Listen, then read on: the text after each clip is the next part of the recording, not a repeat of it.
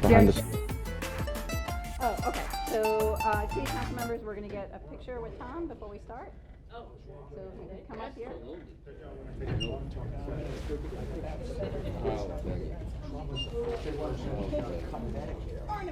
He cut Medicare expenditures. How can they not beat him up on that? Yeah. Are we photoing? We're photoing. Is that okay? Yeah. Please. I'm not sure. Like nobody's standing by you. I know. Like nobody wants to be next to me. I know. I'm like that kid in high school. Good. Oh no. Maybe not. Oh, is he there? Now it looks. Now it looks. Where's he? Now, Okay. no. Are we good? Do we care that it's gender imbalanced, or whatever? Yeah, Okay. I can go to either It doesn't look like Thanksgiving dinner. It's supposed to. imply anything.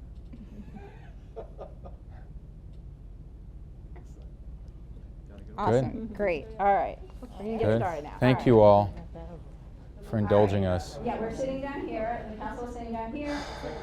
All right. Welcome everyone this evening. I haven't said hi to you yet. Hi. How are you? Good. How are you? Good. Good. At 6 o'clock, because we have a Hi. guest presentation. Thanks for. We want to welcome County Councilmember Tom Hucker with us today. Just to give a little bit of context, yes. Thank you. Last year, we started trying to do more of these where we have a presentation or a pre-meeting before our formal council meeting at 7:30. And so in the spirit of that, starting off this fall, we have County Councilmember Tom Hucker. On September 25th, we have arranged in coordination with Representative Jamie Raskin to have the district manager of the U.S. Postal Service to be here to answer questions about our 2 post offices we have in Tacoma Park. And then on October 2nd, we will have Pepco here with an update on the Tacoma to Sligo project.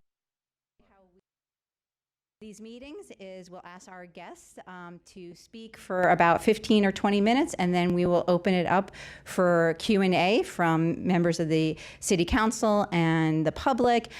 We do need to end, though, at 7 p.m. because we do need to get to our City Council meeting. And I do know that I at least speak for Councilmember Hucker that I'm sure that if people still have questions or other things, I know his staff is here and he brought cards that he can get back to you if you don't get to ask your question this evening. So with that, I'm going to hand it over to Tom. Thanks, Mayor Stewart. How's everybody doing today? Good, good. All right, we're going to see if I can successfully manage the PowerPoint here. Thank you all for inviting me to do this. It's terrific to be here. Little bit of, so I think, well, we'll see how long this takes. Not too long, and then we'll get to the questions. Let me just begin with some introduction. I know all of you, but for the millions viewing at home, my name's Tom. There really are. Okay. It's a little joke we have in Rockville once in a while. Anyway, I live right up Flower Avenue across the border in Silver Spring with my wife and 2 kids. That's a little outdated photo, but they're starting kindergarten and 2nd grade at Rolling Terrace. I was elected with the help of many of you to the County Council in 2014, and I got reelected in 2018. Before that, I was privileged enough to serve as your delegate from District 20 as well, and got elected when Congressman Raskin got elected to be in the state Senate. I represent District 5. You might know that you have 9 council members. 4 are at large, and they serve the entire district, the entire county, and 5 district council members. I represent District 5. We're in District 5. That stretches from the DC border at the bottom of Tacoma Park at Eastern Avenue all the way up to Howard County and goes west almost to Kensington. So it's about 200,000 people. And it, like Tacoma Park itself, it has incredible diversity and a lot of challenges and a lot of unmet need. And I know you're familiar with it, but there's not a lot of the problems that you wrestle with every year are also faced by folks in White Oak and in Burtonsville and many other neighborhoods that I have become very familiar with.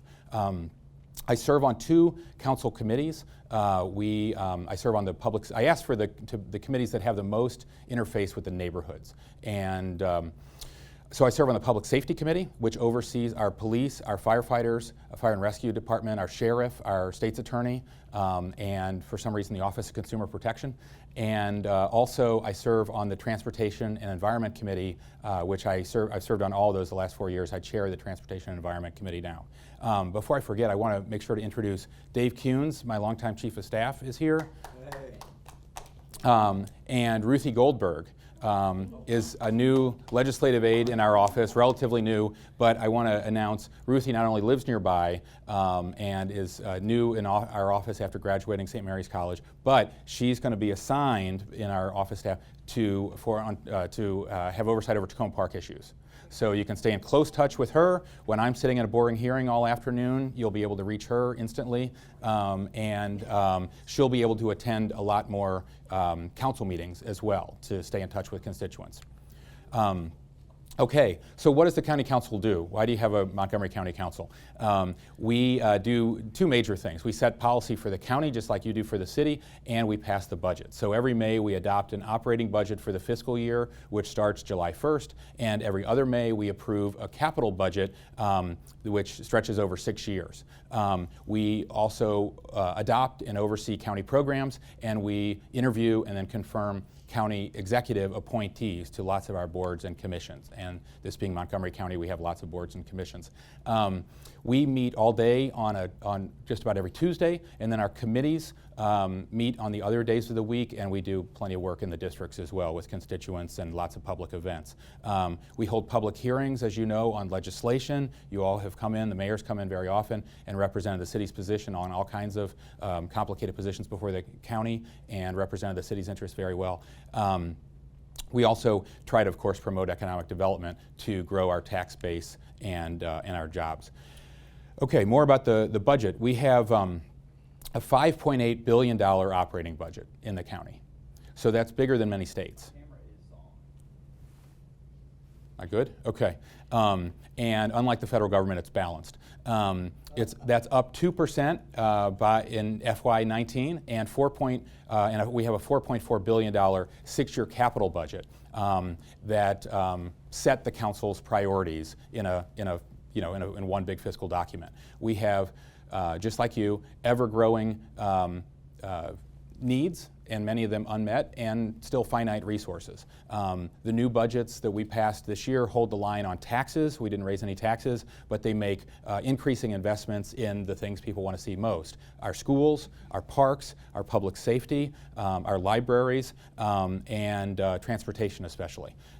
We have a major milestone that we hit in FY20. I'm going to see if I can carefully manage this. Why can't I scale down? Sorry, not used to this Mac.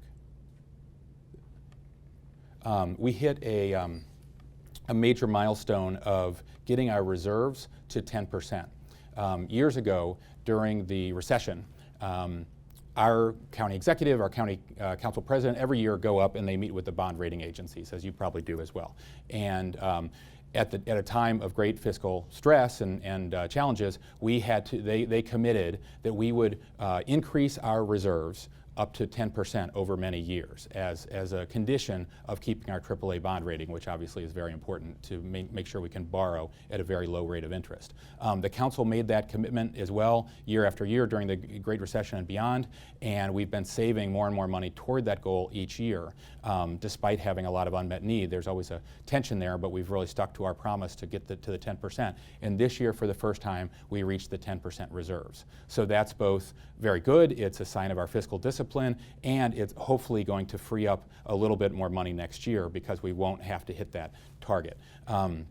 We also, you should know, Montgomery County not only has a AAA bond rating from all 3 of the rating agencies. My understanding is we're the only county in the country at this point that has had a AAA bond rating from all 3 rating agencies as long as they've been doing ratings. So that's pretty significant and something to be proud of. I do want to mention one vexing issue that I know you wrestle with every year, and that's tax duplication, because it obviously affects your budget greatly.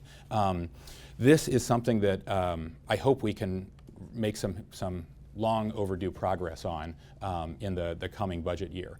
Councilmember, it's something that isn't isn't really in my control as an individual council member. I know I've met with many of you about it and want to be very, very supportive to the city's needs.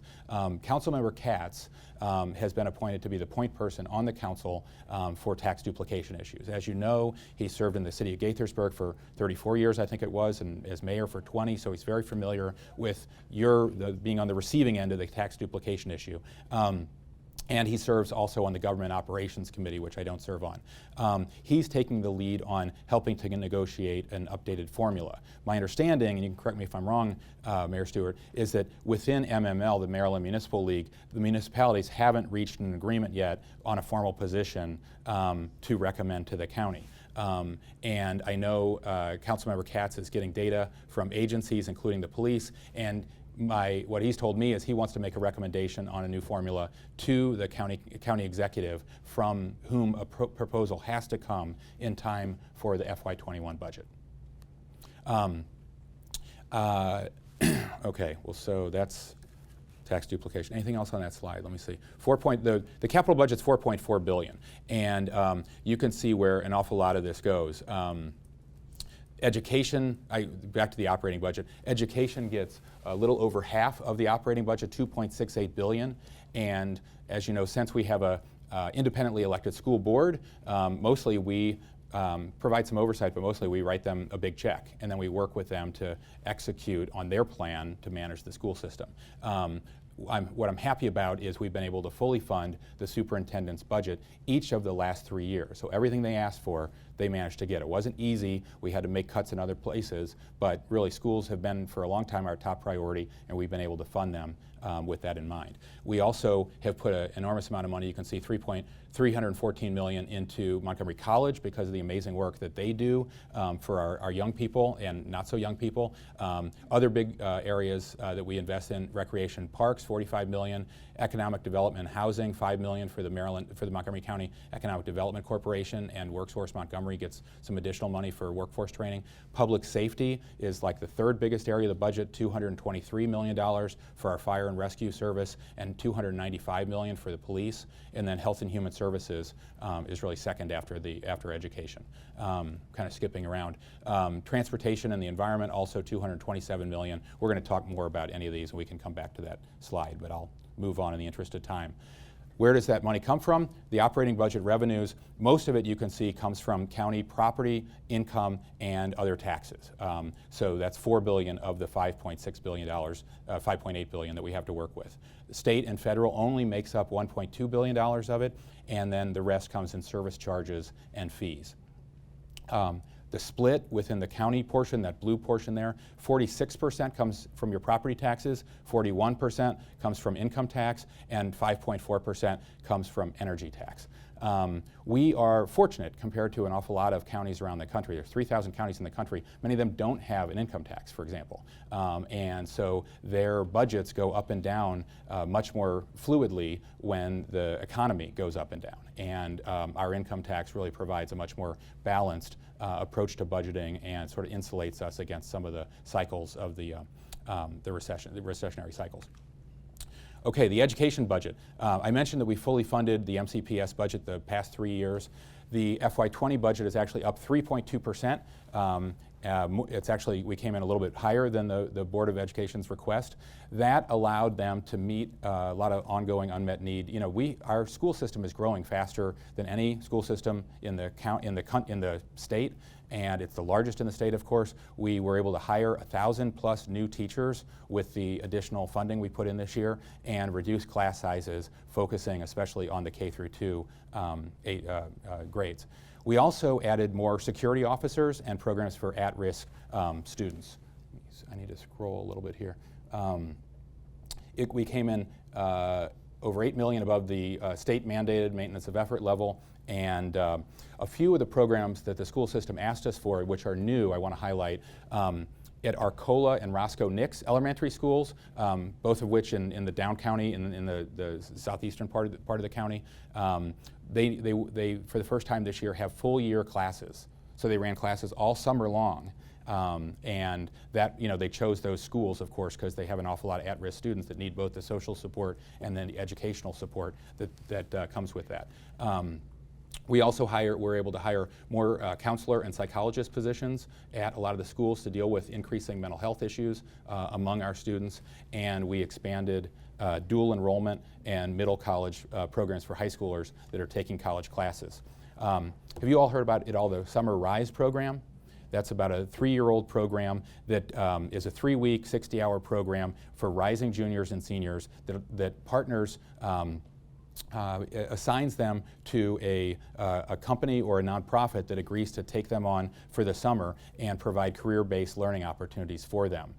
That's been a good success, and we're moving it under MCPS because we want to continue it permanently. We also managed with this school's investment to add assistant principal positions in a number of schools that didn't have them, particularly a number of elementary schools. And I mentioned increased number of language slots and more securities. We added 2 new school resource officers at some of our schools as well. We're done with education. Where does all the rest of the operating revenue come from? You can see for the schools, you can see most of it, unlike in many counties in the state, most of the MCPS budget comes from Montgomery County. And only 28% of it comes from the state, and very little from the feds or from enterprise or special revenue funds. I mentioned the 6-year capital budget. That's always a big fight every year. We have aging facilities everywhere, and we have rising enrollment and a lot of demands on our both transportation infrastructure and our schools in particular. There has been a well-established perception for a long time that this area of the county doesn't do so well. That's very much changed in this CIP. I've been able to work with our at-large colleagues and others to really fund very, very heavily a lot of priorities all over District 5, and 2 I know that you're familiar with. We got 2 additions at 2 Tacoma Park schools, $25 million addition at Tacoma Park Middle School and a $4.2 million addition at Piney Branch Elementary School. Tacoma Middle is scheduled for completion August 2020.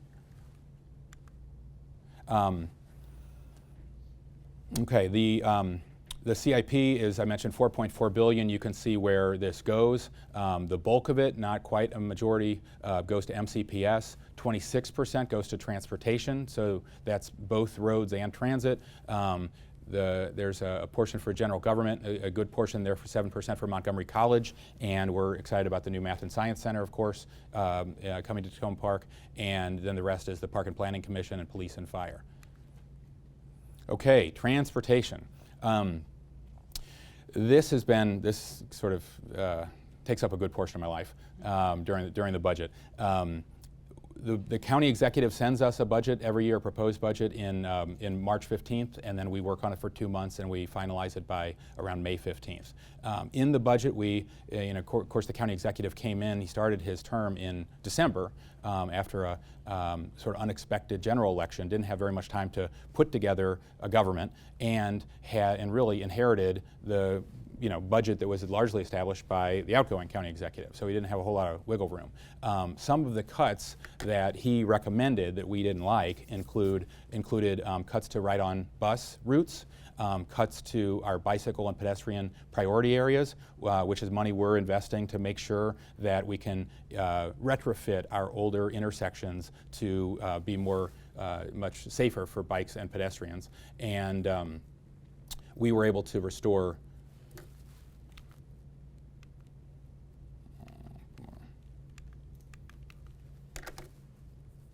I think I killed my PowerPoint. Hold on. Dave, you want to help me out? Thanks.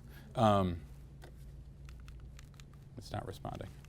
Anyway, so we restored the bus routes.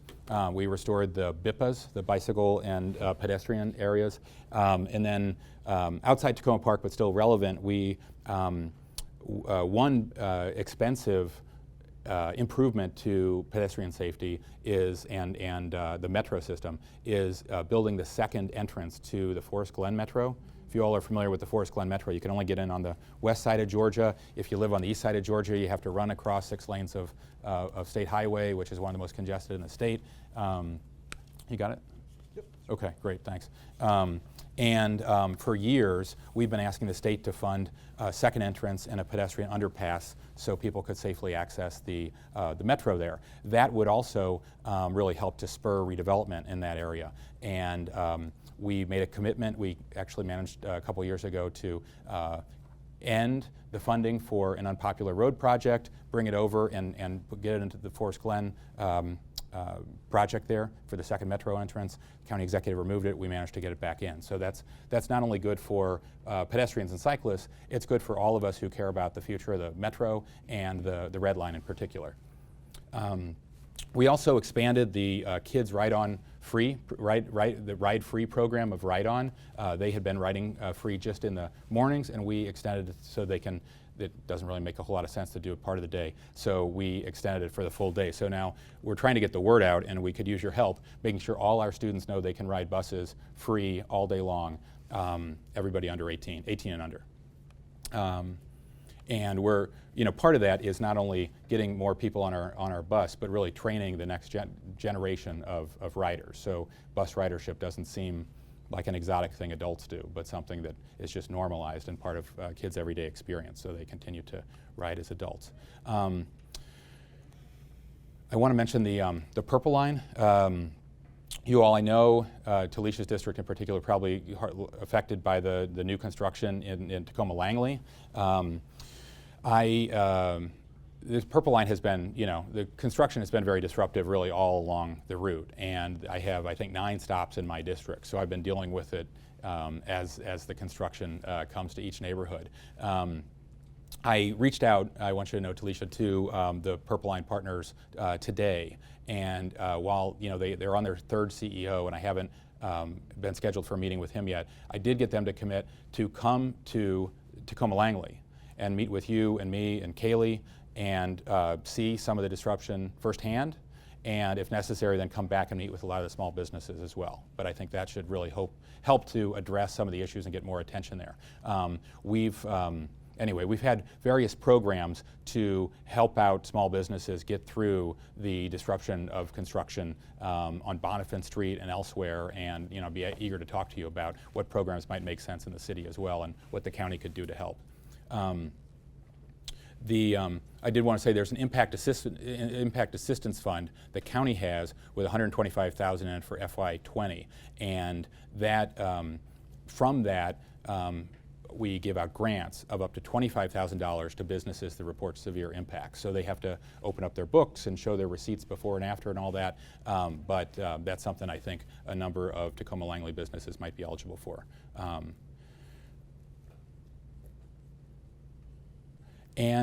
I talked to them about they should be doing door-to-door outreach and mailings to all the small businesses in that area to help them know the construction schedule, to hear their concerns, and to be able to hopefully provide some assistance. So if they're not doing that, I talked to them today, and they're going to redouble those efforts, and we can talk about that in that meeting as well. Okay. I also I know I've spoken to many of you about the governor's plan to widen the Beltway and 270. That took over my life for a little while. It really, I don't need to give a speech. It's a terribly unwise plan. We have a transit-first policy in Montgomery County and Prince George's as well. This is the way it was drafted. While we all, nobody likes congestion, we all want to we welcome greater state investment we've been asking for years in relieving congestion in the Metro Washington area. We need MDOT and Annapolis to really pay its fair share to do that, especially on state highways and interstates like the Beltway. Unfortunately, the way they drew it up doesn't make any sense. It's an entirely highway plan. There's no transit investment. There's no connection to locally serving transit. It doesn't help people drive part of the way to work and then get on bus rapid transit. It doesn't improve our park and ride lots, anything like that. And it's really just entirely a road plan drawn up by consultants from far away. So, and their approach has been really not to work with local governments at all. So you all have been very supportive. I called a rally on a week's notice with a lot of the groups that have been organizing on this, and 750 people came out on a Sunday morning on a week's notice to show their displeasure with the governor's plan.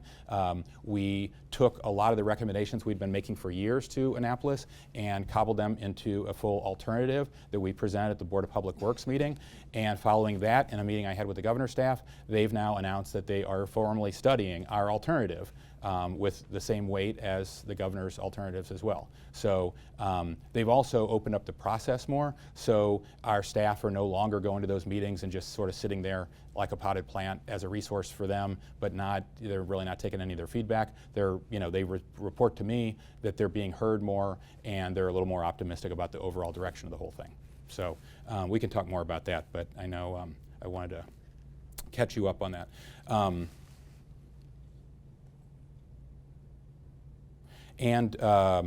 We have signed on to Vision Zero as a commitment to do everything we can to get to zero pedestrian fatalities in Montgomery County. We invested $100,000 in this year's budget to conduct pedestrian safety audits to make sure we're spending additional money in the most effective places to increase pedestrian safety. Is there anything else on that slide?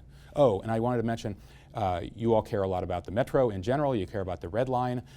It doesn't directly affect Tacoma Park, but since those stations opened, Forest Glen and Wheaton and Glenmont on the eastern branch of the Red Line have had half the service of all the other stations, right?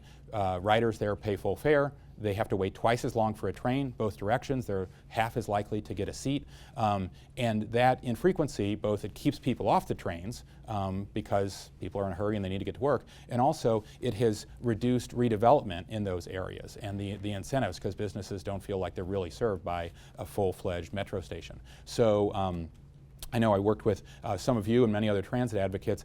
We had a full town hall meeting for Mike Goldman and former Mayor Porter came to Silver Spring and heard from a lot of advocates for ending the turnback. And in fact, they were able to, after the town hall meeting and all the public testimony they heard, they convinced their colleagues to support ending the turnback. So now all the riders at those 3 stations are getting full service, which they've never had since those stations opened, which is not only good for the world, it's specifically good for Tacoma Park and the Red Line, because it's going to help the overall health of Metro and the Red Line in particular, which has lots of challenges.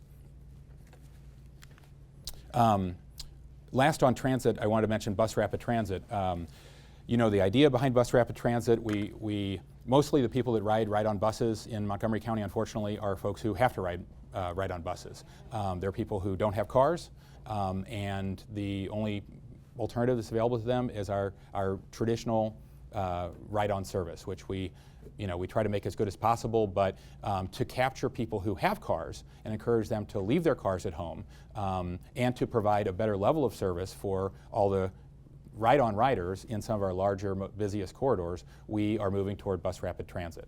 And the experience we're trying to create is light rail on tires, essentially. So a train-like experience, including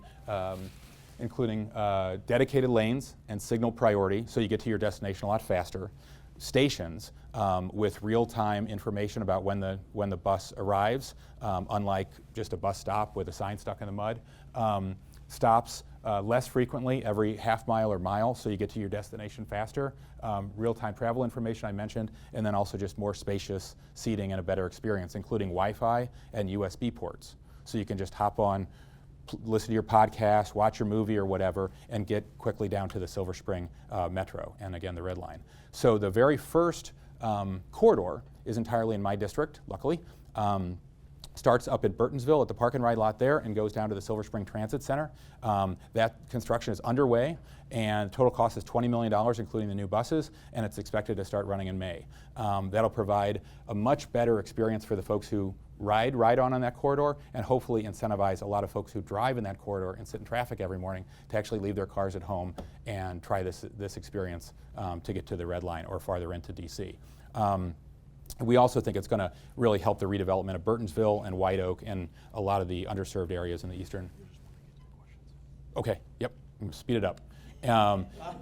Germaine to Tacoma Park, though, we fought very hard to get DOT to add the New Hampshire corridor as well. Once the 29 corridor was approved and getting underway, I successfully was able to fight for and get $7 million. My colleagues approved in the 6-year CIP for the studying the New Hampshire Avenue corridor. So that would be the same riders at Burtonsville or riders originating in White Oak could go down New Hampshire Avenue along the New Hampshire Avenue corridor and then down to Eastern Avenue, and then hopefully, if we can reach an agreement with DC, with DDOT, to the Fort Totten Metro and connect to all the 3 lines there. Your advocacy for this in the formal letter on Tacoma Park letterhead, I waved around over and over and over to bully my colleagues into supporting this, and it was very, very effective. So I really want to thank you for all your advocacy for that, because I don't think that would be in the budget without all of that. The studies are starting in 2022 and should be finished in 2024. Okay, environment and health. We got to go quickly on this. Climate's huge existential threat. We have a big event coming up this Saturday that the county executive and I are both speaking at with a lot of advocates in the city. But I was able to push for adding $400,000 for consultants to help us prioritize our investments toward reaching our all the policy changes we want to make to act on the climate emergency we declared a couple years ago. Toward that end, I've already in the last couple years passed a ZTA expanding community solar around the county, and a second one expanding our commercial PACE program to allow low interest loans for energy efficient buildings for new construction and not just retrofits. That was an expansion I passed last year as well. We're working very hard to lower the county's carbon footprint by expanding transit, encouraging electric vehicles, making more efficient lighting and other things. We're also fighting to expand on what the leadership you all have shown and get pesticides out of our parks after the judge upheld our county law. And I passed a law I think you all supported, getting the school system the county to declare a new health protective standard for lead in school drinking water. And because of that now, our schools have taken 500 outlets out of service that had high lead levels over 5 parts per billion, and our parks, rec department, and libraries have followed suit as well because of that legislation. And tenants' rights issue is something we've all worked together quite a bit on. No one obviously should have to live with roaches and vermin in their apartments. You all probably saw a lot of the press about the Enclave and the 2,500 violations that were found up in those big towers in White Oak. When the county executive was elected, I've been pushing and pushing the new housing department to do an overall inspection of all of our apartments in troubled properties, and we recently were able to announce they've inspected now in 2 years 21,000 units, found 31,000 violations, and they say they've addressed 96% of them. So that's a complete sea change from the previous housing department, and I'm very excited about it. And we also are seeing a lot more tenants stepping up and feeling empowered because they feel like the county's on their side, so they're reporting a lot more violations as well. I was able to also pass additional legislation recently to allow tenants to get out of their leases if they have been facing health and safety violations that the landlord hasn't addressed for more than 30 days. And then yesterday we had a hearing on my bill to require working air conditioning in every unit as well. Okay, immigration, a lot of slides here. You all know about the county policy. We're probably going to talk more about that. Our county policy has made us the subject of a lot of criticism from national figures recently who will be rallying outside our council building on Friday, and we'll have more to talk about that. And then finally, what I can help with. You all know this, but certainly for any individuals in the audience, you should certainly reach out to me on utility issues, on all county policy, but utility issues people often don't think about, crises like the Flower Branch apartment fire, federal issues, or just anything that's on your mind where if you're not sure whether it's a state issue, a county issue, or a federal issue, we can help you sort it out. And there's a couple resources where you can find out more about our budgets. Thank you. Let me stop there and see what questions you have.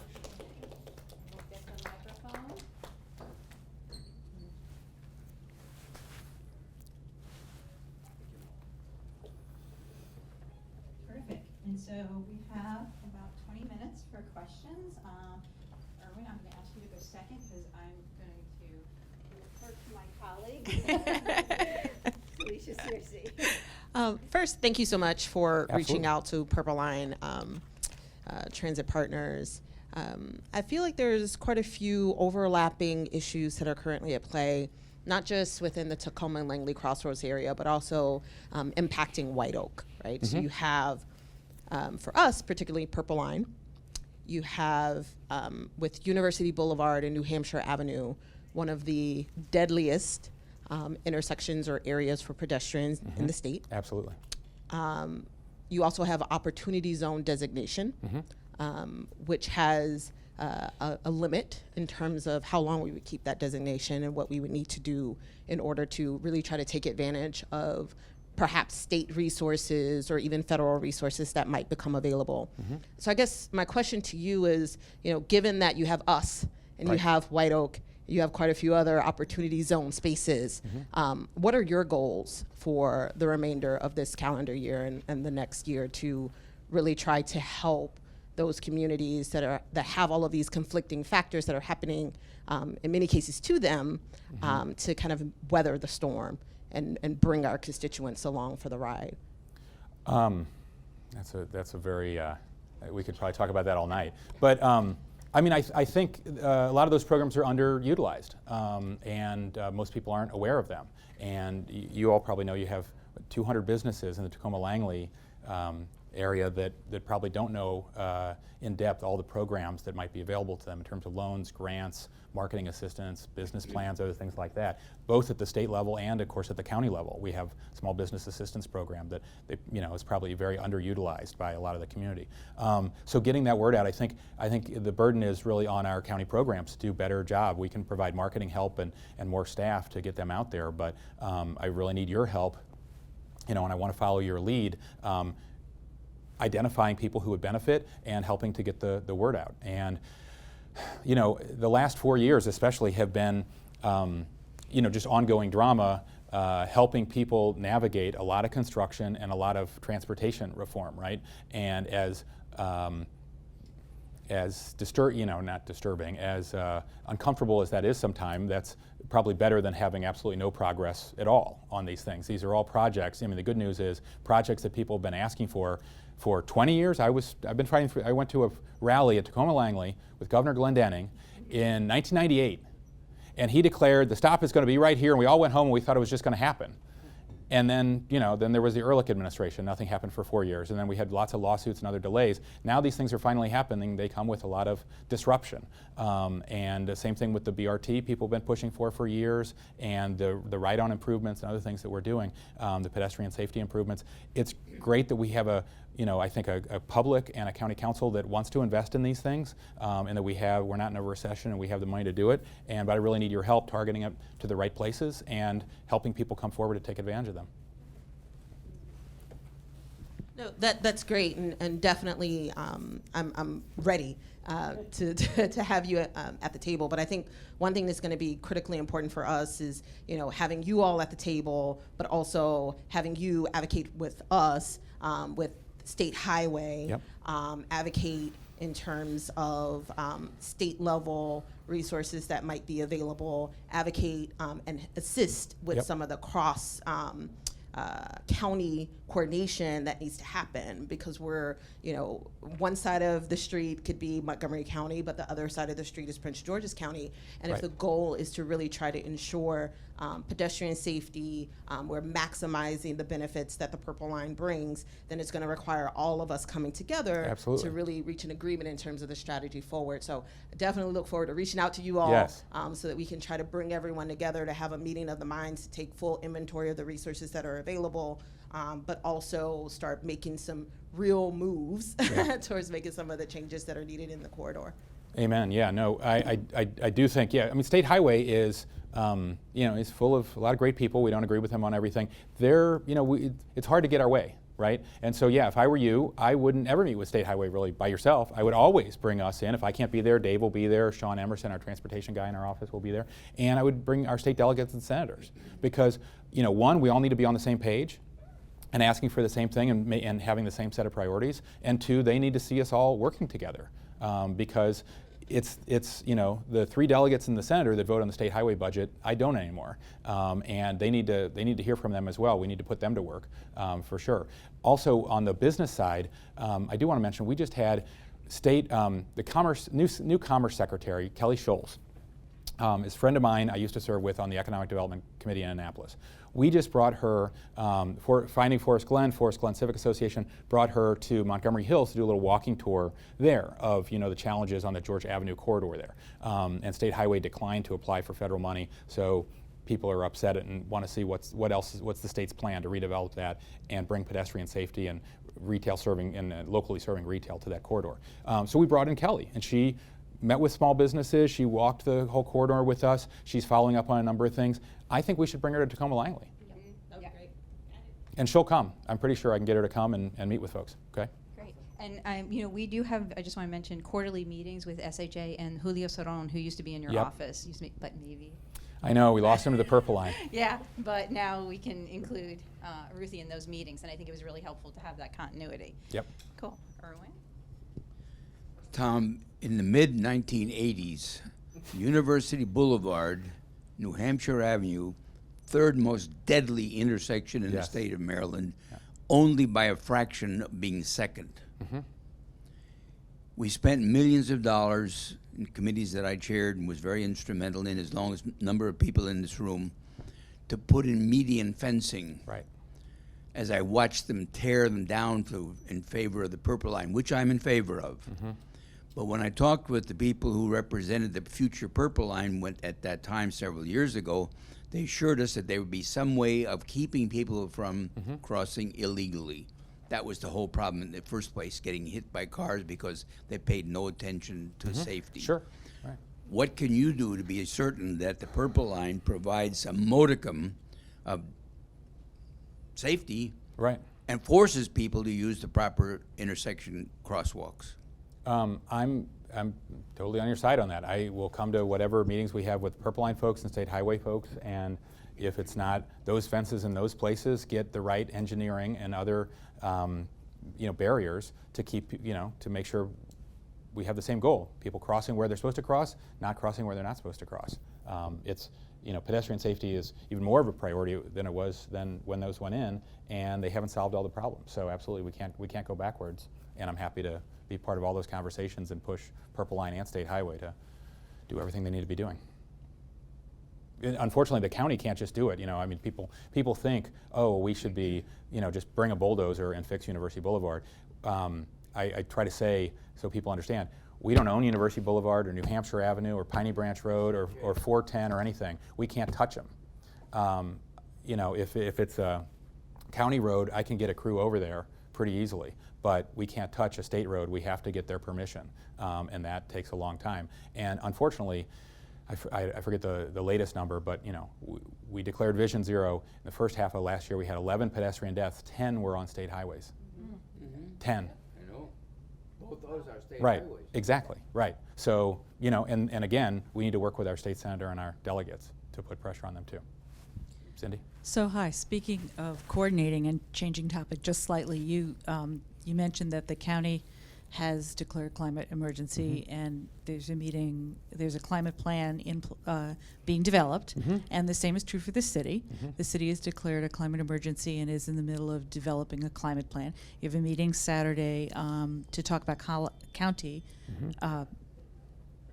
possible measures. Right. And Tuesday evening, here in the City Council chambers, we're having a meeting to look at the programs that are being recommended by our consultant. So my question is, how can we work together to coordinate measures, to utilize resources, and to develop programs that'll be effective? By doing that, we should work together. I don't know my schedule Tuesday, but I'll be here if I can be here. We have our public hearings usually Tuesday nights, unfortunately. So if I can't be here, Ruthie could be here. I'm sure I can get all the documentation from you as well. And we want to, look over your shoulder and read your notes. Hopefully we can, as much as possible, use Tacoma Park. You all can move faster than we do. Years ago we have a solar street light, right, that I brought to the county, and they said, oh my gosh, we're going to have to call a lot of meetings and, have a big complicated process, so we'll get back to you. And Tacoma Park said, let's put that in. And so you all, I know, can move more quickly on our shared priorities often than the county can, and I want to do everything to encourage you to do that, and then we can learn from you. Hi. Good evening. First of all, thanks for Metro funding, the ride-on bus improvement, which I feel, the great rec department, and the funding of schools and early childhood development. I think those are fantastic. My question is, many municipalities other than Tacoma have a issue. My understanding is they have co-policing. So if you could try to, briefly explain what that is and how it works, that would be enlightening, because it's an issue within the community about whether we really need a standalone police force. Everyone may not agree with that, but I know that it's $8 or $10 million This has never come a up year before, out of I a $30 know. million budget. Right. I'm not trying to put you on the spot Right. either. Well, I mean, it's really, obviously it's a Tacoma Park decision whether you have a Tacoma Park police force and what their responsibilities are. I mean, I know, I've worked very, had a great experience working with them over the years, and I know our Montgomery County Police would say the same thing. Our Montgomery County Police they have a lot of resources that they can bring to bear when there's serious crimes in Tacoma Park. But what's co-policing? Can you explain that? Rockville and Gaithersburg do. You tell me. I'm not. About Rockville and Gaithersburg. Yes, exactly. Thank you. I don't. Oh, you don't? Okay, but we can get information later. For community-led. Community-led policing. No, Uh-oh. it's the well, It's the sharing responsibilities between yeah. two So forces. right. Right. it's- Okay. Right. So there's. I'm not. I probably won't describe it exactly like it right. So maybe sounds? we should Yeah. move back. But like, Rockville and Gaithersburg don't have we have a full service police Right. department. Mhm. They do have some police officers, but they rely more heavily on Montgomery County, Mhm. and so. So that's an That's- option that's- that you all need to decide. And I was just trying to get some information. yeah, sorry, I'm happy to get you the information. I just don't have it tonight. This lady is on the hook now. Okay, good. All right. Thank you, Tom, for coming tonight. Absolutely. I have three quick things. One is you mentioned SHA and the need to work together to get what we need. The intersection of Piney Branch Road and Ritchie Avenue has been a growing problem through the years. We've tried ever since I've been on the council to get stoplight there, and we're still having more accidents there. So again, we'll be reaching out to you for support on Sure. on that SHA issue. Have you talked to, and what do our delegates and senators say about that when you talk to them? Yes, we have. You've had talked them go to Yeah, State Highway yeah, and yeah. advocate, and State Highway says, what, we're going to study it and get back to you? Right. Right. So you've heard that story before. Anyways, next Not about thing, that one, but I know that. I've seen that movie, yeah. Next thing is just an efficiency that would make sense to me, and that is background checks. We all want the kids to be safe when the people who work with the children to have background checks. Yep. But seems to be duplicity in the way the process works. And I'll give you just a gross example, which is for summer camps.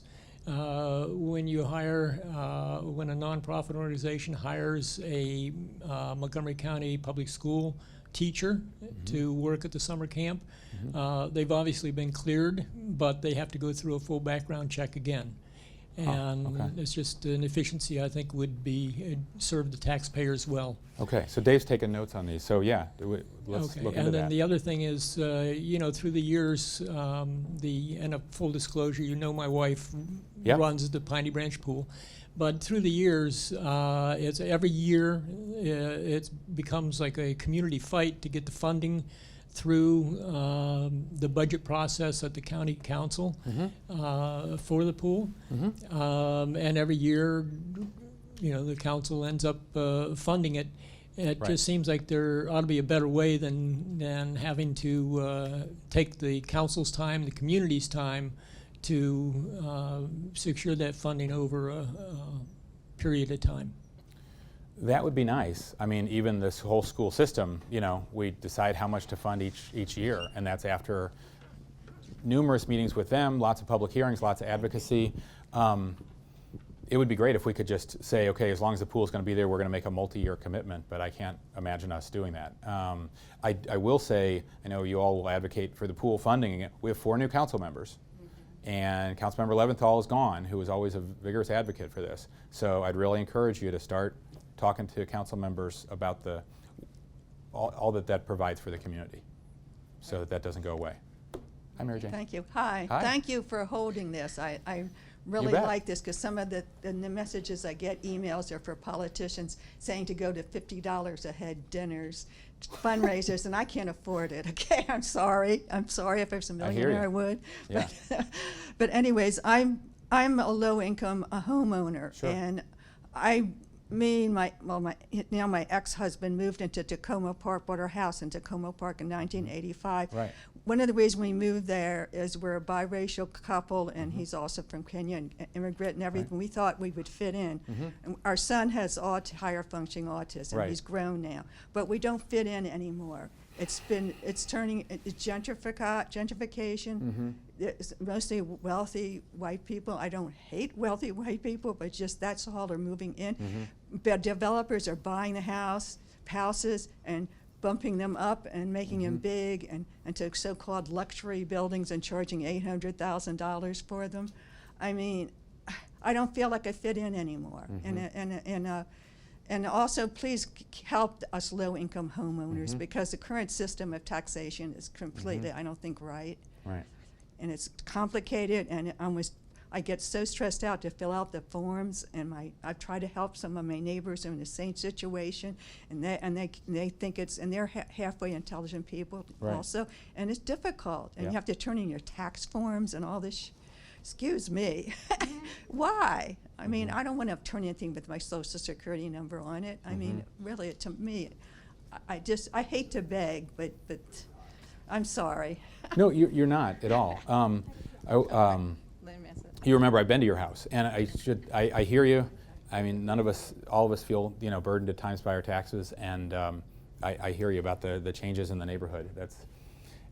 That's a real challenge, and it's a challenge probably more met at this level. But anything I do to be helpful, please let me know. And thank you for all your advocacy, for so many adults and their parents that that really need it. Sorry, Kate. No, I was just going to say, Mary Jane, one of the things that Tom and I both serve on the Metropolitan Washington Council of Governments board together, and today the board passed a resolution looking at targets on housing in the region. This is one of the very first regions in the country to look at housing, accessibility, affordability as a region and set targets. And one of the things that came up in the meeting is the city of Tacoma Park, Nancy Navarro, also the council president, sits on the board, working together to look at these issues. Because even though Tacoma Park's been working on our housing strategic plan, the county has been working on these things. We need to be working together on that. So I was glad that we were able to do that today regionally and then continue the work together here in Tacoma Park and in the county. We got a lot of work to do ahead. Yeah. Absolutely. So one of the challenges with the budget being dominated by MCPS is that you don't have a lot of control over it. As you described, it's just essentially a check writing system. But there's no feedback mechanism on MCPS. Well, I didn't describe it that way, but yes. Oh, I'm sorry, I thought you did. I mean, we have an independently elected school board. I didn't right? mean it and to so, be derogatory. We work but, cooperatively with them, but they have authority over their budget in a way that there's not a board for the police and fire, for example. But go on, okay, sorry. Yes, totally didn't mean it in a Yeah, bad way. no. One of the ways that I think the county could be helpful is to help us get some more data out of MCPS. It's a long time challenge. Yes. With the school board complains about it too. Yep. I don't know if there's any way to leverage some budget issues to get some more data. I'm a special ed parent. My daughter's had a 504 plan since she was, well, before kindergarten, really. And now she has an IEP, and it's been a battle with MCPS the whole way. Yeah. It often is. And a lot of A lot of people say that, yep. a lot of absolutely. parents will say that, and one of the big problems that I think there is there's no outside data to look at. How many parents have applied for evaluation? How many times were they turned down? How many kids were evaluated? All this data is kept in a black box, and to open up that box, I think we would see sort of the outlines of the problem. I mean, I have my ideas from one side. Educators and people who are like specialists will have different ideas, but I think that's really the core. And if there's any way we could work with your staff maybe to try to get some of that data, that would be awesome. Totally happy to go to bat to try to get data from MCPS. I mean, I have a good relationship with them, but also not only does Dave and Ruthie do, but Jill Ertman-Faust, who was on the school board, Yes. she's working with us now Yes. part-time, which is great because she knows a lot more about the school system than I know. She's brilliant. Yeah, Absolutely. so I'm really glad to have her on our team as well. And I've worked, over the years closely with, going back, Senator Karen Montgomery, Delegate Kelly, others in the state level, because they really have the authority over the school system, statewide, it's in the state constitution, to advocate for parents, especially special need parents with IEPs. Yeah, there's a So certain amount more of of that needs to happen. There's a certain amount of data that they can get out, and they do publish, but there's more data to be Yes, gathered, and that's what I'm no looking question, for. absolutely. Thank you. No, I'd be happy to work with you on that. Great. Well, we're a little past 7, so we're going to wrap up. Yep. I think just want to say thank you again for coming out. We know where we can find you, and Dave and Ruthie. It's very nice to meet you, and we just really want to thank you for this presentation tonight and answering the questions. Absolutely. So, Really thank you. very proud to represent you all, so stay in close touch. Thank you.